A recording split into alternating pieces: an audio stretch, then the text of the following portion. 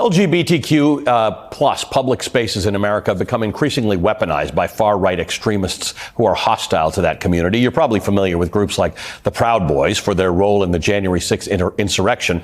Well, now they're showing up armed at queer events across the country. What were once fringe views about the LGBTQ plus community have become increasingly normalized by conservative politicians and pundits. From libraries and schools to health clinics and entertainment venues, the queer community is under attack. And trans people in particular are facing an unprecedented onslaught of disinformation and violent rhetoric from the far right. It's led to the introduction of hundreds of anti-transgender bills across the country that seek to erase protections for trans youth or ban any mention of LGBTQ plus issues in public schools. In just the past 2 years, there's been a, quote, steep and sustained increase in the rate of right-wing protests pushing anti-LGBTQ plus claims, according to the research group Crowd Counting Consortium. Threats to the trans and queer community have included bomb threats to clinics serving trans youth, armed paramilitary groups showing up to queer events, online bullying, and the deadly November 19th mass shooting at the Club Q in Colorado Springs. In December alone, keeping in mind that we're less than 2 weeks into the month, there have been multiple threats made against trans individuals in queer-friendly spaces. In North Carolina, Peyton O'Connor, the first openly trans member of the Asheville School Board, announced her resignation this week following non-stop harassment from a Christian nationalist group. In Columbus, Ohio, last Saturday, armed protesters that included members of the Proud Boys lined up outside of a church where a scheduled drag queen story hour for children was being held. The organizers made a last-minute decision to cancel the event, fearing violence. Drag-themed events in particular have become prime targets for the far right.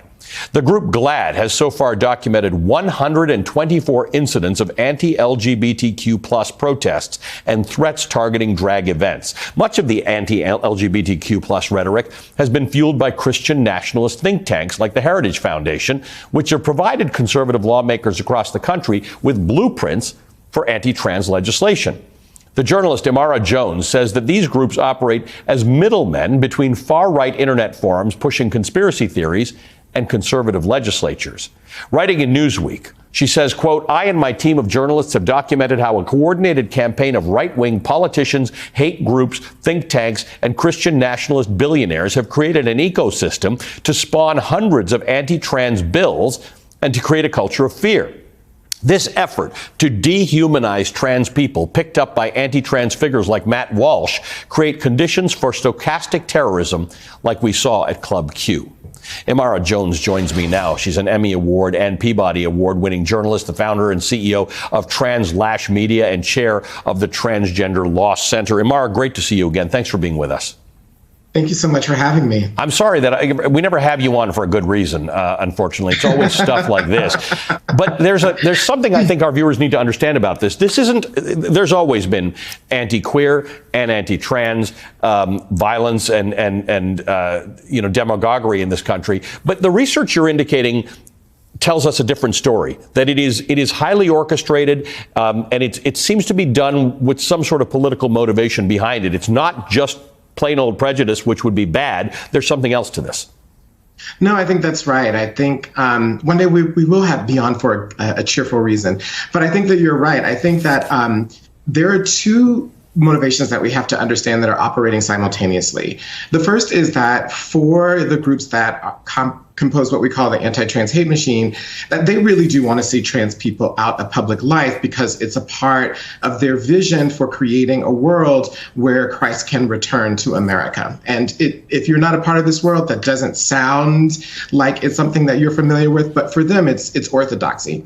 And the second part is that they've done a lot of research, specifically focus group research, and have understand that for a lot of people in the middle in the United States, that a soft spot in political argument is this intersection of what I'll call soft transphobia and discomfort with the idea of young people.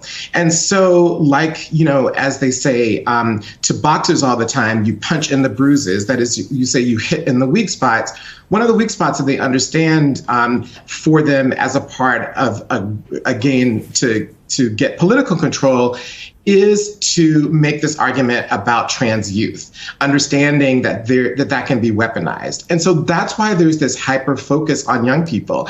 And it is a part of this essentially decade-long plan that they have to do this. And so we can trace where these bills come from. We know that the bills targeting trans athletes comes from the Alliance Defending Freedom that's based out of Arizona. We know that the bills that specifically target trans medical care, equal access for trans teens, or what people call gender affirming care, comes from the Family Research Council. And both of those groups have been designated by the Southern Poverty Law Center as hate groups. So this is not an accident, and we need to stop treating this argument as if it is a good faith argument about what's in the best of trans youth. Because if you talk to trans youth and their parents and the people that actually care for them, there's a totally different story. So this is really interesting, because in a few minutes we're going to do my book club, and it's the same thing, right? There's this argument that it's a good faith argument by parents who are worried about their kids turning queer or black. It's not. It's not. These are funded arguments by groups. And that's one thing, to accept that it's a funded political operation. But in the case of trans people and queer people, it is leading to violence and death. And it's creating an intersection between anti-gay, anti-trans people and hate groups that are doing other things.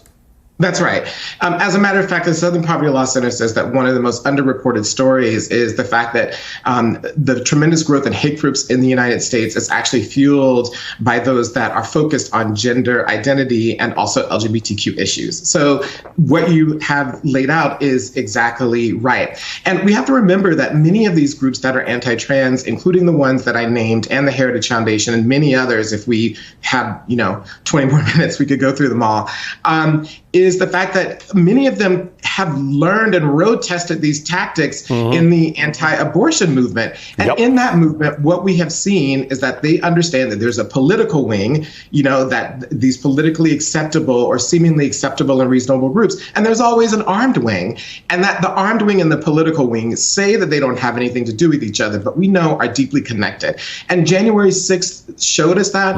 And the same groups that are at the heart of January 6th in both the political wing and the armed wing of this movement are also at the heart of the anti-trans movement.